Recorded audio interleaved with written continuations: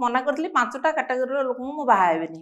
ଆଚ୍ଛା ସେ ଜଣେ ଓକିଲ, ଆଉ ଜଣେ ଡକ୍ଟର, ଜଣେ ହେଉଛି ପଲିଟିସିଆନ୍, ଆଉ ବିଜନେସମ୍ୟାନ୍, ଆଉ ଗୋଟେ କ'ଣ ଭୁଲି ଯାଇଛି, ପୋଲିସ। ଏଇ 5 ଜଣଙ୍କୁ ମୁଁ କେବେ ବାହା ହେବିନି। କାହିଁକି ଏମିତି ଆପଣ ଭାବିଲେ? ସେତେବେଳେ ଗୋଟେ ଥିଲା ଡକ୍ଟରଙ୍କର ଗୋଟେ ଟାଇମ୍ ନାହିଁ, ପୋଲିସ ବାଲା ମାନେ ସବୁ ବହୁତ ମିଛ କଥା ସବୁ କହନ୍ତି, ଓକିଲ ମାନଙ୍କର ମିଛ କଥା, ମୁଁ ଟିକେ ମିଛ କଥା କହିବାକୁ ଟିକେ ପସନ୍ଦ କରେନି। ତ ଏମିତି 4-5ଟା କାଟାଗୋରୀ କି ମୋ ବିଜନେସ୍ ଯେହେତୁ ସିକ୍ୟୁରିଟି ନାହିଁ ବୋଲି ଭାବିଲି, ଯେହେତୁ ବାପା ଆମର ଗଭର୍ଣ୍ଣମେଣ୍ଟ ସର୍ଭେଣ୍ଟ ଥିଲେ, ତ ସେଇଟାକୁ ଭାବେ ଯେ ସେଇ ସମୟରେ ଯାହା ମୁଁ ଭାବୁଥିଲି ଜଣ ଜଣଙ୍କ ଇଏରେ ସେଇଟା ଠିକ୍ ବୋଲି, ତ ଆଜି ସେଇଟାକୁ ଆଉ ସେଇ ଇଏରେ ମୁଁ ନାହିଁ। ସେତେବେଳେ ମାଇଣ୍ଡସେଟ୍ ଯାହା ଥିଲା, ଆଉ ମୁଁ ସର୍ଭିସ୍ କରିବି, ଗଭର୍ଣ୍ଣମେଣ୍ଟ ଚାକିରି କରିବି, ଏଇ ଟାଇପ୍ର ଗୋଟେ ଥିଲା।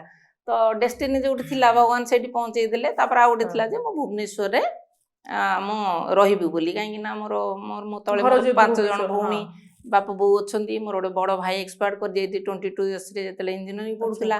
ତ ମୁଁ ଭାବିଲି ଯେ ମୁଁ ଭୁବନେଶ୍ୱରରେ ରହିଲେ ମୋତେ ସୁବିଧା ହେବ।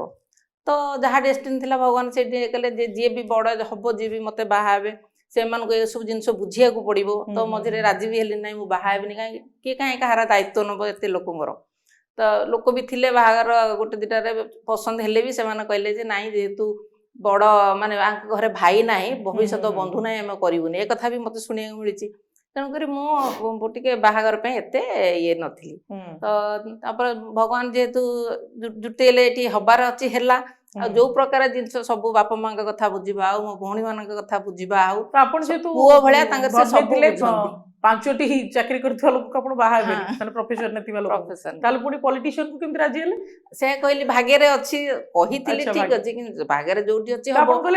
ଦେଖିବା କ'ଣ ନାଇଁ, ଘର ବି ଭୁବନେଶ୍ୱରରେ, ଯେହେତୁ ଘର ଭୁବନେଶ୍ୱରରେ। ଆଉ ଯୋଉ ଅଜା କହୁଥିଲେ, ସେ ଅଜା ବି ଆସିକିରି କହିଲେ ଯେ ସିଏ ମୋ ପୁଅ ଭଳିଆ, ତା ଭଳିଆ ପିଲା କୋଉଠି ମିଳିବନି। ସିଏ ସବୁ କନଭିନ୍ସ ହେଇଗଲେ ଆଉ।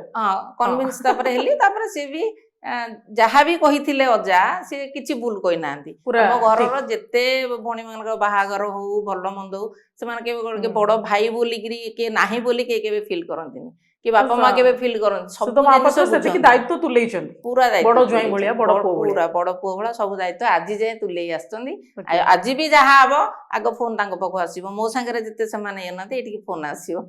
ଆଜ୍ଞା, ସବୁବେଳେ ତ ବ୍ୟସ୍ତ ରହୁଥିବେ ସୁତ ମହାପାତ୍ର, କିନ୍ତୁ ଆମେ ଦେଖୁଛୁ ଯେ ଗୋଟେ ଡିସିପ୍ଲିନ୍ ଲାଇଫ୍ ମେଣ୍ଟେନ୍ କରନ୍ତି। ତ ଆପଣଙ୍କର ତା ପଛରେ ବଡ଼ ହାତ ଥିବ।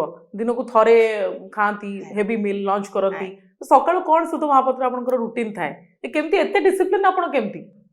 ଦେଖନ୍ତୁ, ମୁଁ ସକାଳୁ ଉଠିଲେ ପ୍ରଥମେ ଉଷୁମ ପାଣି ପିଇ ସାରିଲା ପରେ ତାପରେ ମୁଁ ଏକ୍ସରସାଇଜକୁ ଯାଏ। ଭୁବନେଶ୍ୱରରେ ଥିଲାବେଳେ ଜିମ୍ ଯାଏ, ଭୁବନେଶ୍ୱରରେ ନଥିଲା ବେଳେ ଯେତେବେଳେ ଟୁର୍ରେ ଯାଏ, ମୋର ଇ ମ୍ୟାଟ୍ ମୁଁ ନେଇକି ଯାଇଥାଏ, ଗୋଟେ 1 ଆୱାରର ଏକ୍ସରସାଇଜ ନିଶ୍ଚିତ ଭାବରେ କରେ। ଏକ୍ସରସାଇଜ କରିସାରିଲା ପରେ କିଛି ଡ୍ରାଏ ଫ୍ରୁଟ୍ସ ଇତ୍ୟାଦି ନିଏ। ଘରେ ଯଦି ଥାଏ ଟିକେ ସକାଳୁ ଗ୍ରୀନ୍ ଜୁସ୍ ମଧ୍ୟ ପିଏ, ଏବଂ ତାପରେ ଗାଧେଇକିରି ଠାକୁରଙ୍କୁ ପୂଜା କରେ। ସେଥିରେ ମୁଁ ପକାଏନି, ମ୍ୟାଡ଼ାମ ପକେଇ ତାକୁ ରଖିଥାନ୍ତି। ସେଥିରେ ଆପଣଙ୍କର ଲାଉ ଥାଏ, ବିଟ୍, ଗାଜର, ଆପଣଙ୍କ ତା ଦେହରେ ଅଁଳା, କାକୁଡ଼ି, ପୁଦିନା ପତ୍ର ଏସବୁ ପଡ଼ିଥିବ, ପଡ଼ିକି ଗୋଟେ ଜୁସ୍ ହେଇଥିବ, ତାକୁ ମୁଁ ନିଶ୍ଚିତ ଭାବରେ ପିଏ। ବାହାରେ ଗଲେ ସେଇଟା ମିଳେନି, କିନ୍ତୁ ଘରେ ସେଇଟା ମିଳେ। ଆଉ ତାପରେ ପୁଣି ଗାଧେଇ ପାଧେଇକିରି ମୁଁ ଠାକୁର ପୂଜା କରେ। ସେଇଟା ପ୍ରତିଦିନ ନିଶ୍ଚିତ ଭାବରେ ଏଠି ଥିଲାବେଳେ ହେବ। ମୁଁ ଯେତେବେଳେ ବାହାରକୁ ବି ଯାଏ, ଟୁର୍ରେ ବି ମୋର ଠାକୁରଙ୍କର ଗୋଟେ ଛୋଟ କିଟ୍ ଯାଏ, ମୁଁ ସେଠି ମଧ୍ୟ ସେଇଟା ଯାହା ଘରେ କରେ ତାହା ବାହାରେ କରେ। ମୋର ଘର ଆଉ ବାହାର ଦୁଇଟାକରେ କିଛି ଫରକ ନଥାଏ। ଯାହା ମୁଁ ଘରେ କରେ ସେଇଟା ବାହାରେ କରେ। ଏବଂ ମୁଁ ଯେତେବେଳେ ଟୁର୍ରେ ଯାଏ, ସକାଳେ ସେମିତି ମୁଁ ଘରେ ଯେମିତି ରୁଟି ସନ୍ତୁଳା ଖାଇବାକୁ ଭଲ ପାଏ, ମୋତେ ମଧ୍ୟ ବାହାରେ ମୁଁ ଯେଉଁଠିକି ଟୁର୍ରେ ଯାଏ ସେଠି ମଧ୍ୟ କାର୍ଯ୍ୟକର୍ତ୍ତା ମାନେ କାହା ଘରକୁ ଜଳପାନ କରିବାକୁ ଯାଏ, ନହେଲେ ସେମାନେ ମୋ ପାଇଁ ନେଇକି ଆସିଥାନ୍ତି। ବା କୌଣସି ସଭା ସମିତି ଯେଉଁଠି ବି ଯାଏ, ବଡ଼ କଂଗ୍ରିଗେସନ୍ ଥିଲେ ମଧ୍ୟ ଦ୍ୱିପହରେ ମୋତେ କୌଣସି ଜଣଙ୍କ ଘରୁ ଖାଦ୍ୟ ଆସିଥିବ, ନହେଲେ ମୁଁ କାହା ଘରକୁ ଯିବି ଖାଇବା ନିଶ୍ଚିତ। ମୁଁ ବାହାରେ ଖାଏ ହିଁ ନାହିଁ। ତେଣୁ ଏଇଟା ମୋର ଘର ଏବଂ ବାହାର ଉଭୟ ଜାଗାରେ ମୁଁ ଏଇଟା ମେଣ୍ଟେନ୍ କରିକିରି କେତେ ବର୍ଷ ହେଲା ଏମିତି ବହୁତ ଦିନରୁ ରଖିଛି। ଯେବେଠୁ ମୁଁ ଟୁର୍ କରୁଛି ମୁଁ ସେବେଠୁ ରଖିଛି। ଏସବୁ କଥା ଗୁଡ଼ାକ ମୁଁ ରଖିଛି, ଯାହା କାରଣରୁ ମୋତେ ଭଗବାନଙ୍କ ଆଶୀର୍ବାଦରୁ ଦେହ ଖରାପ ମୋ ଜୀବନରେ ଆଜି ପର୍ଯ୍ୟନ୍ତ ସେଭଳି କିଛି ମୋତେ ହେଇନି। ମୁଁ ସକାଳ 6ଟାରୁ ଉଠେ, ରାତି 2ଟା ପର୍ଯ୍ୟନ୍ତ କାମ କରେ, ପୁଣି ତାପରଦିନ ସକାଳୁ 6ଟାରୁ ଉଠେ କାମ କରେ। ମୋତେ କେବେ ଅସୁବିଧା ହେଇନି। ତାର ଏକମାତ୍ର କାରଣ ହେଉଛି ମୋର ଦିନଚର୍ଯ୍ୟାଟାକୁ ମୁଁ ଠିକ୍ ରଖିଛି।